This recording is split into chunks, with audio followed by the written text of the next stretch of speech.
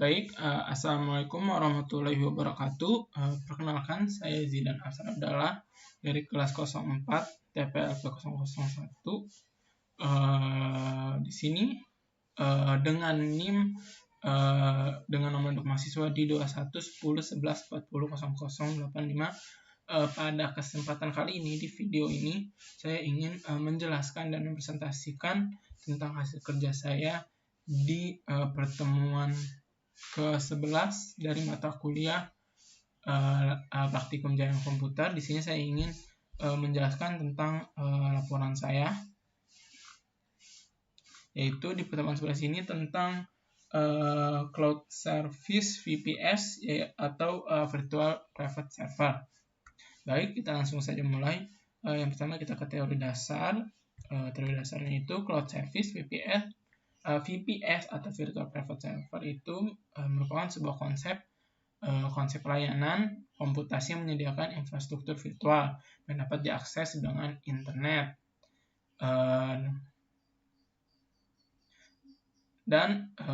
Di sini juga ada Cloudflare, ada VPS. Cloudflare itu layanan Content Delivery Network atau juga disebut dengan CDN, dan juga merupakan layanan web security. Jadi dia ini untuk keamanan dari sebuah web. CDN ini juga sebuah sistem yang akan disediakan konten secara cepat kepada end user, dan ini ada pada berbagai data center di internet. Dan Cloudflare ini ada kaitannya ya dengan VPS, yaitu digunakan sebagai proxy antara pengguna dan si server VPS. Dengan menggunakan Cloudflare, lalu lintas pengguna diarahkan melalui jaringan pengiriman konten CDN dan memiliki server tersebar secara geografis. Lalu kita masuk ke praktikum ya. Jadi untuk di praktikum kali ini toolsnya itu enggak sebanyak yang sebelumnya. Jadi kita cuma hanya membutuhkan sebuah browser atau sebuah Internet Explorer, bisa apa saja yang kita gunakan. Lalu juga harus ada jaringan internet, karena di sini kita akan menggunakan internet. Yang pertama kita buka browser, lalu kita klik id cloudhost.com di sini ya. Jadi saya masukkan id cloudhost, lalu kita pilih yang pertama itu client area. Maksudnya kita klik login di sebelah kanan. Biasanya di sebelah kanan itu ada pilihan login, lalu di situ ada beberapa pilihan, ada 3, ada client, console, dan ada cloud platform. Kita pilih yang client. Nah, nanti akan seperti ini.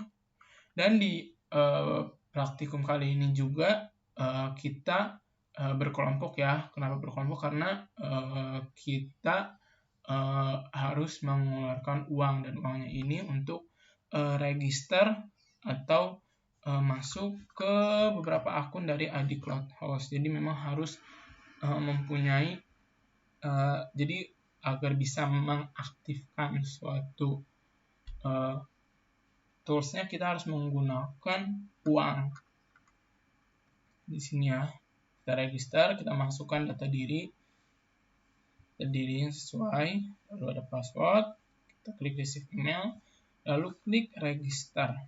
Nah, jika sudah masuk, selanjutnya melakukan pembelian domain. Nah, karena itu makanya saya bilang di sini akan ada uang yang keluar, karena di sini kita untuk domain saja kita harus membeli.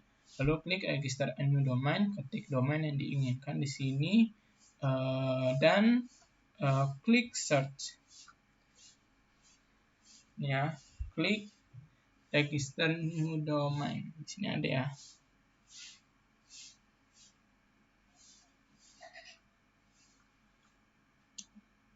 Lalu kita masukkan di sini nama domain yang kita inginkan. Lalu kita pilih, di sini ada .com, ada .net, ada .my.id. Di sini kita menggunakan .my.id. Lalu pilih extension yang tadi ya, yang .my.id, dan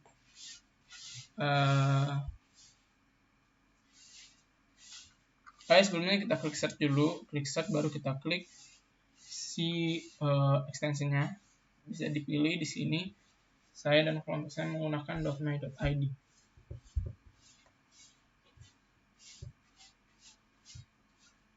Ini sudah 3/4 jalan, lalu di sini kita klik continue saja. Nah, setelah itu kita isikan data alamat untuk tagihan, keperluan pembayaran, lalu akan ada menu untuk pilihan dari metode pembayaran,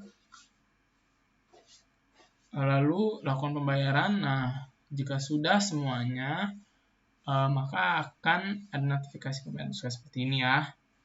Kenapa kita harus membayar? Karena ya kita harus membeli si domain itu untuk praktikum selanjutnya. Jadi praktikum ini punya hubungan dengan praktikum seterusnya. Nah, kalau sudah berarti kita sudah punya domain.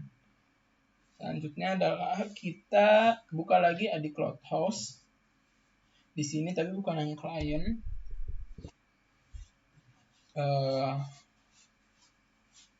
ID CloudHost, tapi kita loginnya di Consort Platform. Di sini Consort Platform ini untuk membuat VM atau VPS. Kita bisa login kalau belum sudah punya akun, tapi kalau belum kita sign up. Dan setelah sign up akan muncul yaitu halaman billing information. Billing information ini untuk pembayaran, karena si VM ini menggunakan sama seperti domain, dia ada uang yang dikeluarkan. Jadi harus ada saldo yang tersimpan di dalam akun dari di dalam akun si VM-nya.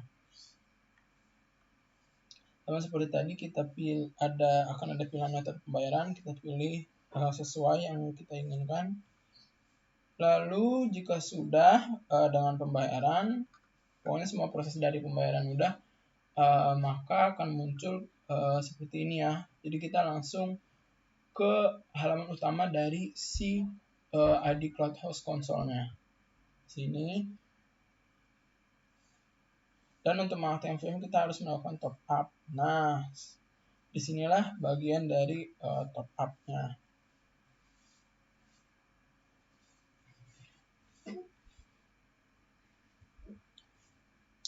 Sini ya.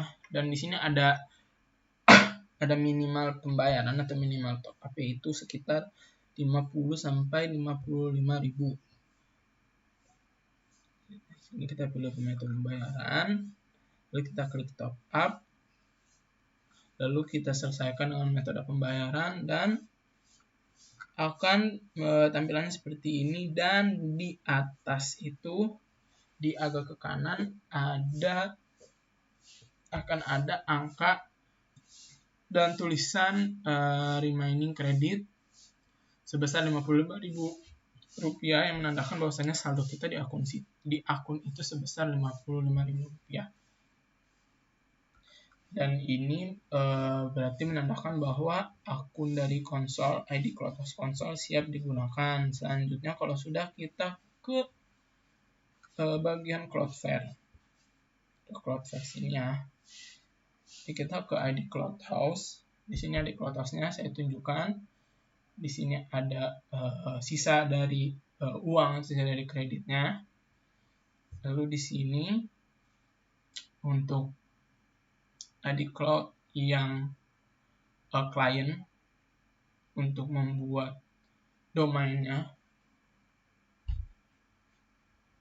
Nah, seperti ini tampilannya, sama yang kayak tadi saya tunjukkan sebelumnya. Lalu ini ada Cloudflare. Cloudflare, kita balik lagi ke sini. Selanjutnya buka Cloudflare. Kalau memang belum punya, kita bisa sign up untuk membuat akun baru.